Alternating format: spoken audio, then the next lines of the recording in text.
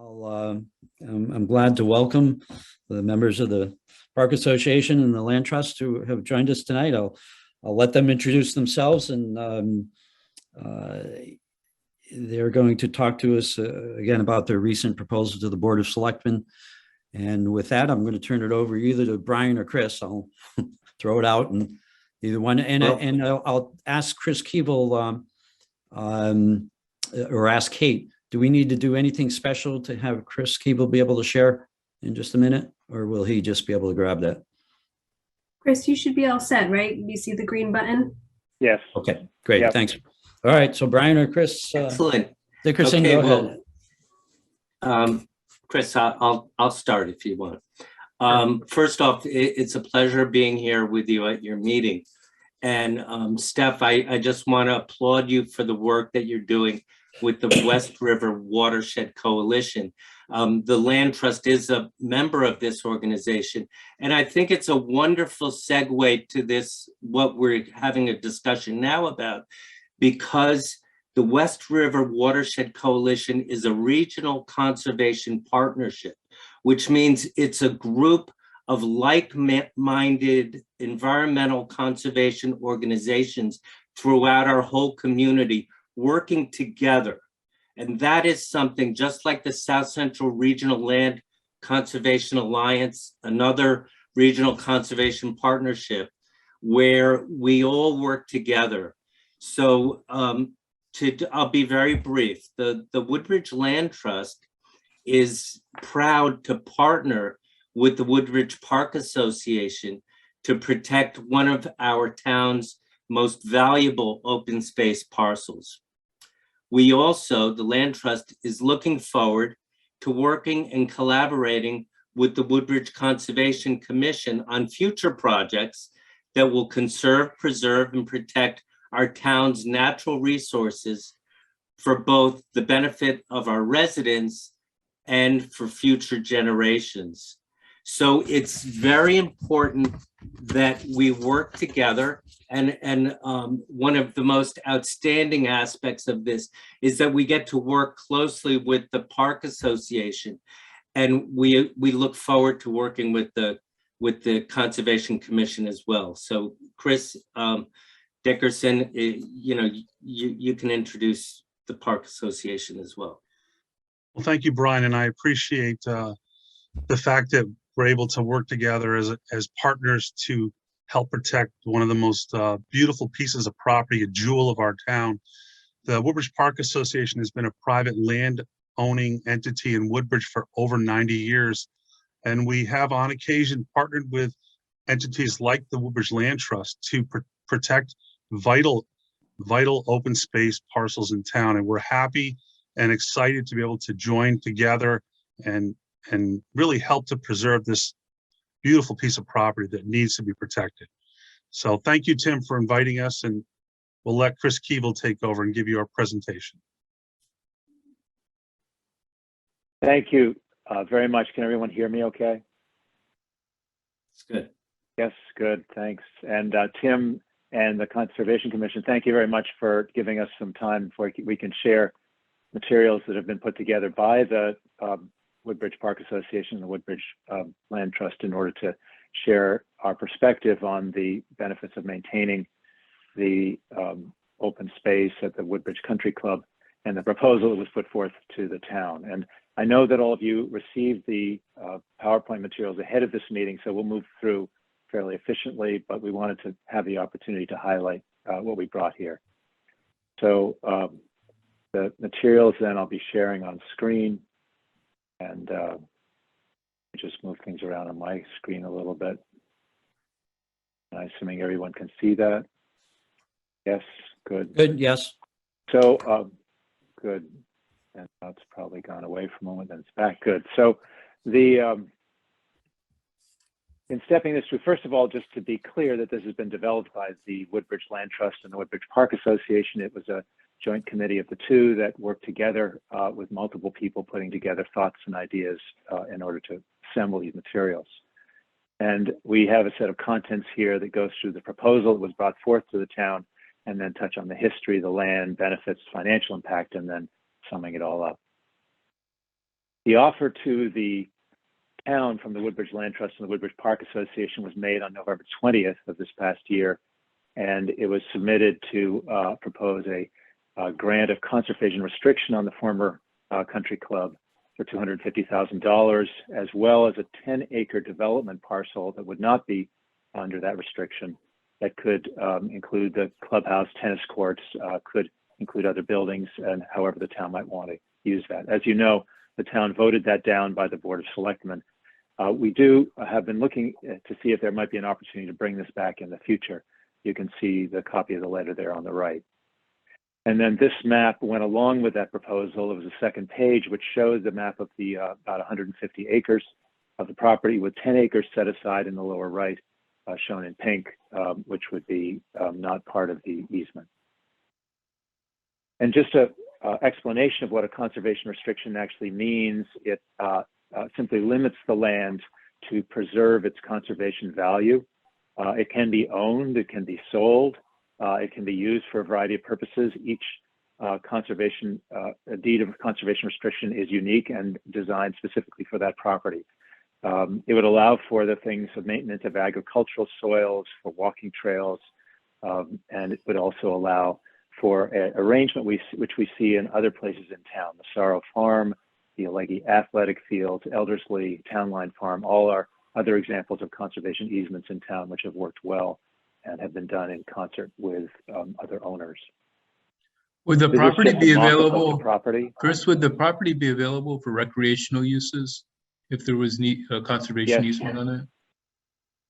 Yeah, it would be certainly available for recreational uses and could be used for a variety of purposes, and that could all be written into the actual agreement for the conservation easement. And so the conservation easement isn't a fixed formula, but it can be put together so that it really meets the needs of the people of the town.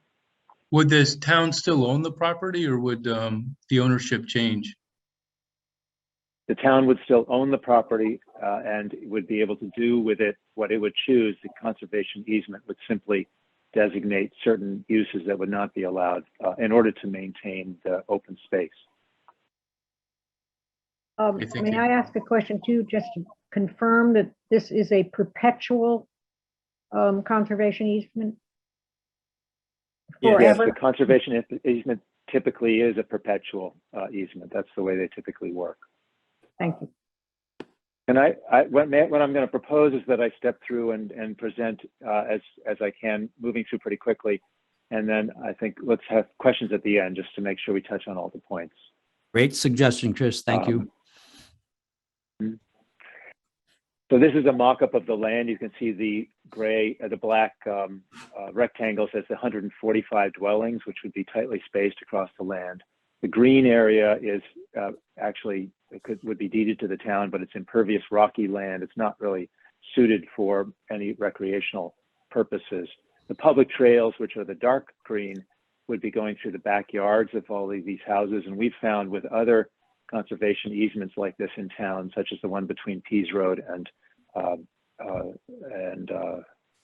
near Pease Road School, that you end up with a lot of encroachment because of the tightness of the property and the trails. The history of the land we found interesting. Roger Sherman owned it from 1766 to 1773. He was the only person who signed all of the founding documents of the country. He served in the Connecticut State Legislature. And on the next page, we see how there was a rich history of ownership with Captain John Beecher, after which there's things named in our town as well for. And it was then developed as a golf course in 1931, closed during World War II. And then after the war, it was financed by 100 men who actually wanted to establish a country club that would be open to all, with concerns that at the time Jews were not allowed to be a part of the other country clubs in the area. So it was a country club which was very much oriented toward open access and equity for all people. It's also notable that the Amity and Woodbridge Historical Society has established a subcommittee to research the Sherman Historical Farm, and the Sherman Historical Society in Sherman, Connecticut is looking at a Roger Sherman Trail through the state, which could very well include this. So the property has real possibilities for historic representation. The town purchased the property in 2009, and you can see the letter on the right-hand side. It was written by Ed Sheehy, the first selectman of Woodbridge at the time. And you can see the yellow highlighted text that the Board of Selectmen has analyzed it and seen the importance of maintaining the property as open space. And he talks about it being irresponsible for the board to allow the property to fall into the hands of developers. Sheehy was elected by a wide margin, which in part was an endorsement for this position. There's also been other attempts to develop the property. In 2011, a Toll Brothers proposal was defeated 2-1 by townspeople. 2016, another Toll Brothers proposal was abandoned due to strong opposition. In 2020, a proposal by Brian St. Pierre and Insight was also abandoned in terms of town opposition. This is an aerial photograph of the property. The historic site of the farmhouse is in the upper left. There's actually kind of a square plot there with plantings from the old town farmhouse and could be recognized historically. The land has great wonder to it. It has ecological functions of biodiversity, healthy ecological function. It's a source of food and water for wildlife, breeding grounds, biodiversity, and contributes to stormwater runoff, soil erosion, and flooding reduction, which interestingly, given its watershed position, also contributes to things like flooding of the rivers downstream from it. Successional habitats are where fields are growing up and provide grasses and flowering shrubs and various different things that are actually a priority for the state. There's very little of this kind of land available, and the state is actually incentivizing the establishment and maintenance of these kind of natural communities. Therefore, we'd be contributing to state objectives through this. There's also ecotones there, which are where there is transitions between field, water, and woodlands, and it supports greater diversity of life and plant life, wildlife, adds beauty, and it also sequesters carbon. Notably, this land is now pulling carbon out of the atmosphere. If it was a residential development, it would be putting carbon into the atmosphere and contributing to global warming and climate degradation. The land also supports pollinators, and what may look like weeds and overgrowth is actually tremendously important to our ecology, supporting bees, butterflies, and other insects. And there's an alarming lack of dropping of pollinators and supporting species in the Northeast, and we would be helping to stem that tide through the preservation of the land. It has prime farmland soils on the property, and you can see in the green, which is prime farmland soils designated by the federal government as being important for national security and short range and long range needs for food and fiber, as well as the yellow, which are farmland soils designated by the state of Connecticut. And so this is an important asset of the state of Woodbridge, and we've lost much of this in Woodbridge, and this is the one last large property that could be preserved with these kind of farmland soils. If you also look at the plan of conservation and development, which is developed every 10 years and elected by the Board of Selectmen after town commentary. And so this is supported by vote by the Board of Selectmen, and it provides both a long-term vision and a short and midterm roadmap for decision-making. And you can see on the following page then a series of quotes from it. On page 73, in this plan of conservation and development voted in by the Board of Selectmen, the quality of life will be enhanced by the continued protection and conservation of these resources of open space. Farmland soils are an irreplaceable asset. The public interest and it is in the preservation of farmland, forest land, and open space. And it's also critical to preserve these as well as historic farms. All of that taken directly from quoting from the plan. Steph talked about the Greenway, which has also been an interest to the Woodbridge Land Trust, and I think people on this commission as well. As we understand it, there's been work to try to create a perimeter of a greenway around the town. You can see the historic Sherman Farm in the lower right and how it connects other greenways as you go around. Many people, as we know, have settled in Woodbridge because of its rural character, and it's one of the most important attractors to the town. And so sustaining this as open space would continue to support and contribute to that greenway. The state of Connecticut also has a green plan, developed for the Department of Energy and Environmental Protection. There's a goal in that plan of conserving 21% of Connecticut's land base as open space by 2023. This plan was developed some years ago, and they've been trying to get to that goal.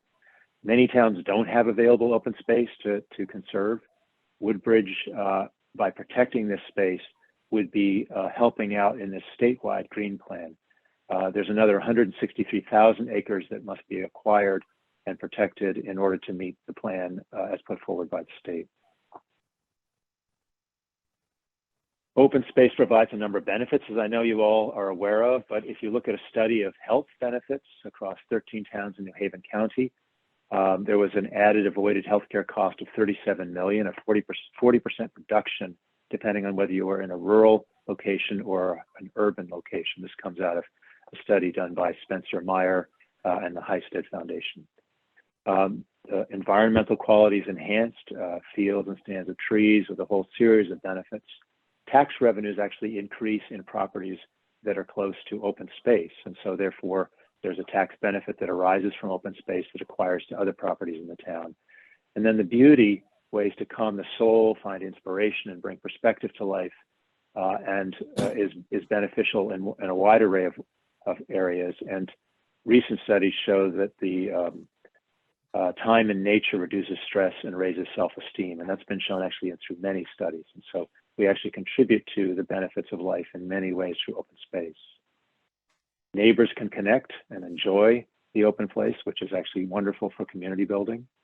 I think we saw something like 21 people out there sledding a little earlier in the winter. And therefore we end up with a great deal of benefits from the land.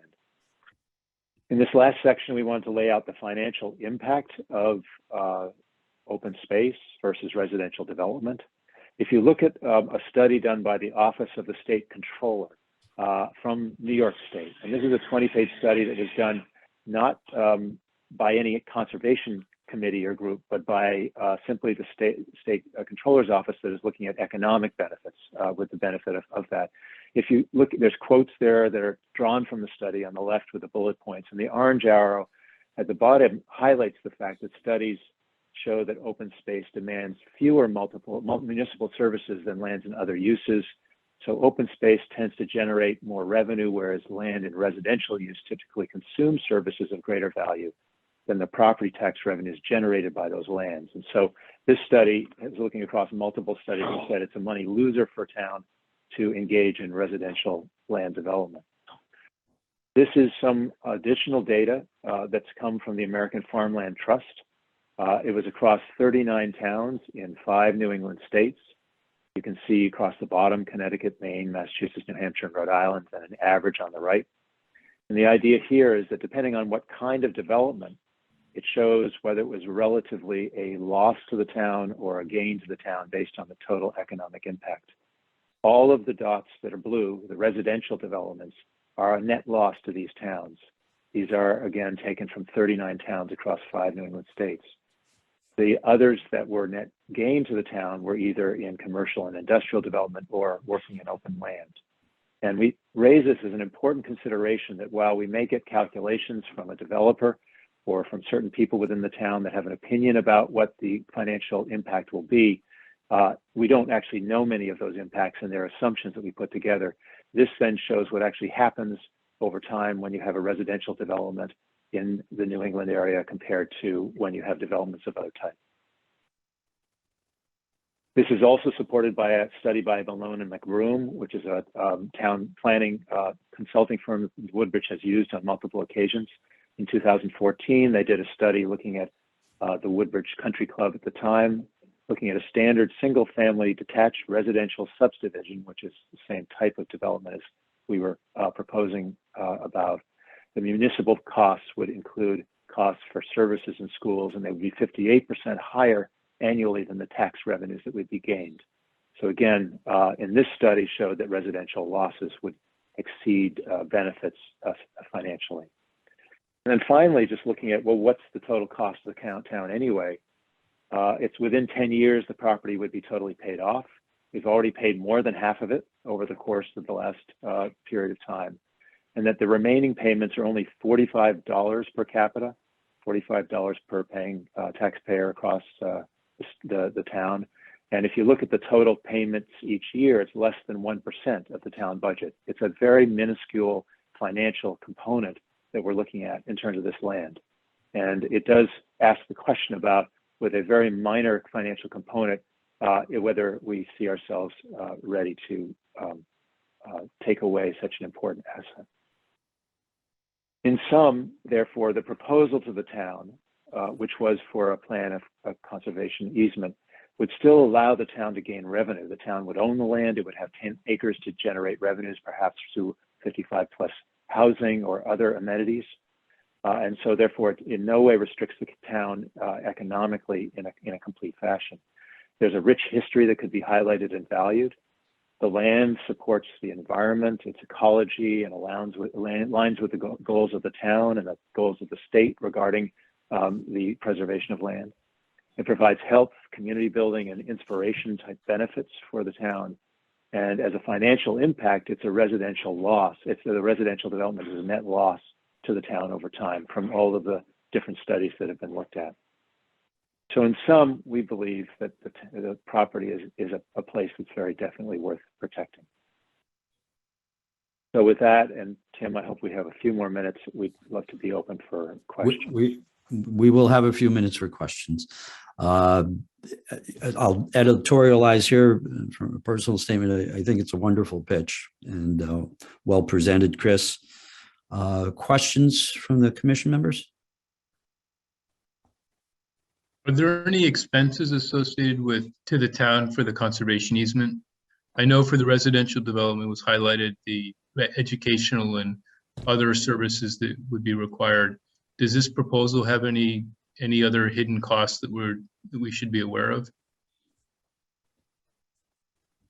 There were no expenses included in the nature of the proposal, and to the extent that the land remained as open space as it is, there would be no expenses associated with it. But the town might choose to do some maintenance on the property. The Woodbridge Land Trust or the Park Association might have some interest in doing some maintenance on the property, but none of those things were considered as a part of the proposal, but certainly would be points of possible discussion. But those might have minimal costs associated with them, but no, the proposal had no costs associated with it to the town. Well, the grant of conservation itself would take some legal costs, I assume. I don't know if that's the town lawyer that would do that, and it's some cost anyway. But to implement it would have some costs, Chris. I would think, but minimal in the scheme of things. It's minimal. Other questions from the commissioners before I have a couple, but I wanted to. I have a question first. I have a question. What is the difference between open space and a park? I'd say a park is a type of open space. Open space, depending on how it's designated, can be a park, as the Woodbridge Park Association has the Alice Newton Street Memorial Park. It can be the Alleghe playing fields, which is designated as open space and has soccer and other athletic facilities and a jungle gym and a play area. It could be the Fitzgerald property, which is open space and is being used for gardening and farmland. There's a whole array of uses. Its Massaro Farm is designated as open space, which is being used for community farming and community building in a summer camp. So there's many different uses for open space. It simply means that there would not be major structure, commercial or residential construction on the property, or industrial buildings or things of that sort. Thank you. Chris, can you explain how you had a slide on carbon sequestration and global warming? And can you explain the difference between the two proposals in terms of how your proposal would be different from a housing development and what the impact on global warming would be, just directionally? One of the important ways to take carbon out of the atmosphere, and as I think we all know, carbon is in the form generally of CO2, which creates the greenhouse effect and causes for global warming because it entraps the bouncing, the sun off of the earth and therefore makes the earth warmer. If carbon is drawn out of the atmosphere in the form of carbon dioxide by plants and trees, it actually improves the problem of global warming. It reduces carbon in the atmosphere. So the very fact that we have open space with grasslands and trees and ponds, which actually have a lot of benefit in that way with the life in the ponds, reduces carbon. If we have residential property, which has houses that are using heating and electricity for air conditioning and cars from residential use, all of that is putting net amount of carbon into the atmosphere and therefore is contributing to global warming. And so it would change the balance of the property from carbon sequestration or reduction of global warming to carbon production or increase of global warming. I see. Chris, do you mind if I just elaborate a little bit on the question about open space? Yeah. Okay. Go ahead. Open space is not only undeveloped land, but a big component of it is also accessibility to the public. So all of the land that the Woodbridge Land Trust and Park Association has is open to the public. So private land would not be considered as open space. So one of the benefits of this is that we're providing so that the people within the town will have access to the land and can enjoy and use it. I just wanted to add that. So would people still be able to hike on the land and Absolutely. and go sledding and that kind of thing? Correct.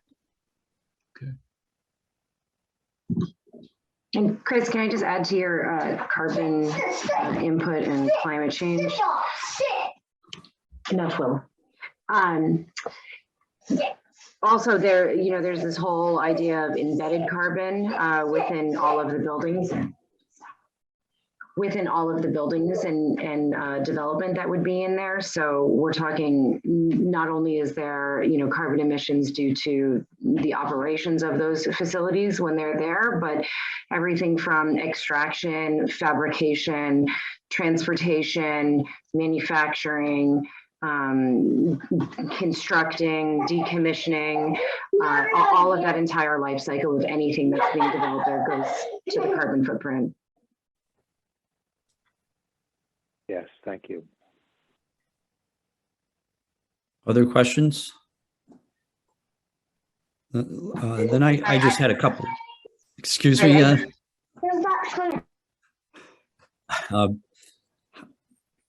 How restricted do you envision the grant of conservation would be? Let me take a brief crack at that, but Brian or Chris, you may want to speak to it as well. I think the intent was that it operate, as Brian was saying, as an open area for the public use, and that it would be designed for the enjoyment and the engagement of the public as space that has, a beauty to it. It could have recreational aspects to it. So the actual details of how the open space would be used, I think, would be worked out with the town, and the town would still have latitude to consider recreational or open, enjoyment opportunities. But Brian and Chris, you may want to add to that. Well, Chris, that's absolutely correct, and it depends on really what the use of the land is for. Now, the Alleghi property, when it was donated to the town, and the town purchased part of it as well, it was really designed for recreational purposes. And with Mazzaro Farm, the Mazzaro brothers really were interested not only in agriculture, but also in education. So they wanted an educational and recreational area. So this is how we determine. Now, Elderslie, we have a grant of conservation restriction on it, and we keep it as a forested area pretty much. And there were questions at one time, well, could we tap the maple trees? Could we do different things? There are a lot of ways that and we would like to keep that. I think the Conservation Commission as well would like to keep that pristine. We'd like to keep that with walking trails and to keep it with the glacial erratic and everything that we love. We actually own the property with the lodge where the 3 judges were in that area. So, I mean, we design a grant of conservation restriction to be a document that would benefit the uses that we're looking for. And as a land trust, our responsibility is to be a separate eyes and ears to watch the property, to make sure that it's being conformed properly and to make sure that it's being protected as written in the conservation easement. And the restrictions are established when the grant of conservation easement is established. Correct. And so to be specific, more specific in my question, would you envision that you would allow, and the presentation talked about the soils, the farm soils on the land, would you envision allowing haying or farming? Absolutely. I mean, that's an agricultural use, which would be ideal. Okay. But one of the things that we didn't discuss, which I don't know, you know, if it was mentioned before about maybe, you know, other uses for the land that would be within that conservation easement. There would be, you know, like it could be discussed whether or not a solar farm would be an ideal location for it. I mean, that's not, there are a lot of different things that can be discussed, a lot of uses that can be discussed for that land. Okay. We haven't placed any restrictions on that. Would a golf course be permitted if somebody wanted to run a 9-hole golf course on the property too? Well, I mean, Yes. if you're looking at it, if the grant of conservation restriction was written for recreational use and for athletic activities, when you have like on a leggy, it calls for athletic fields. So that's part of that easement. So it's an appropriate, the point is an appropriate use of the land as defined in the conservation easement. We haven't discussed what would be in that easement. We haven't gotten to that point. We're just talking about protecting that land in perpetuity. Okay. Chris, I believe I saw it in the presentation, but not sure I heard you say it tonight. But there is an intention to resurrect this proposal with the Board of Selectmen at a point in the future.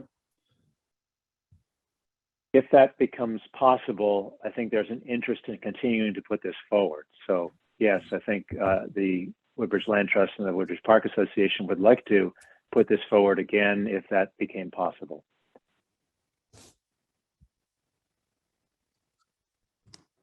Okay.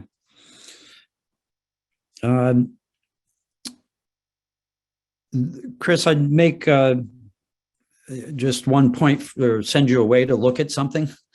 And because I just don't know that I would understand the financials per se, and it may be right, but if on the page that had the principal and interest adding up to a fiscal total, it appears to me there's a little inconsistency there. Most of the lines, principal interest equal the fiscal total, but there are some where it doesn't. I don't know if that's the way it should be or if that's not correct. It start at the bottom on that, and you can just take that away. Thank you. We'll look at that. Those were numbers that we got from the town, and I'll check and see. It looks like a transcription error to me more than anything else. So, okay. Well, great. I really do thank the 3 of you for coming and joining us. And I think it's important for the Conservation Commission to meet some of the members of these 2 important organizations in the town that shares a lot of the goals, some of the goals that we have. So we have goals in common, and as Brian talked about, I was glad to hear him say he looks forward to working with us in the future. We have a history of working together, and I'm going to be talking to the Conservation Commission, not tonight probably, but at a future meeting about a case where we have worked together in the past. And so I look forward to working with both of you in the future. Valerie, did you have a question? Yes, if I may, would they be able to discuss some of the encroachment challenges that I saw on the paper? Please. We have a series of a trail that runs between Pease Road and Beecher Road, and that was done at a time of development where houses were put in there, and the deal put together was there would be a trail running through the backyards or besides properties with a 25-foot easement in kind of a narrow strip on which the trail would run.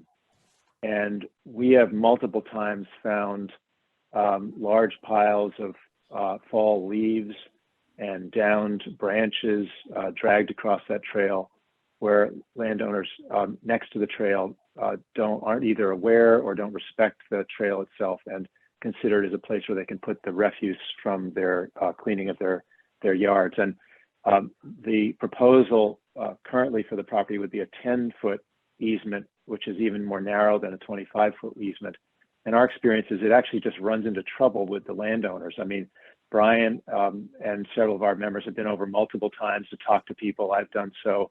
I went over one time where a guy was blowing all of the leaves onto the trail, and I asked him to stop. And it was an uncomfortable interaction because it's just not set up in a way to work. I mean, it's grounds for conflict. And so we just don't think it's a good idea to set up a situation where you have those supposedly public trails going through people's backyards.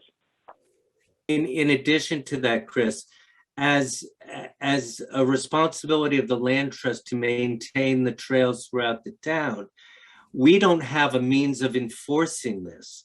And so we're constantly dealing with these situations that are uncomfortable, where people are putting plantings or they're bringing debris, and it's just not enough room, not enough of a buffer in order to allow the passage along these trails. That's what we found. So you're saying that these trails are only Thank 10 you. feet wide? The setbacks are only 10 feet wide and you have problems with 25 feet? That is correct. Yeah. Wow, Yeah. that's remarkable. Okay. Well, I think we need to draw this to a conclusion. I just, as a final comment, I was given some credit at the beginning of having you to the meeting here, and I wanted to share that credit, at least share it, if not give it entirely to Paul, who suggested that we bring you to our meeting tonight. And Paul, thank you. And I'd like to say, Tim, thank you so much for having us at your meeting. And thank you to the commissioners. And Chris Keevil, I thought you did a wonderful job. Thank you so much for the presentation. I'll Thank you. concur. Thank you. Thank you again for inviting us to come, presenting what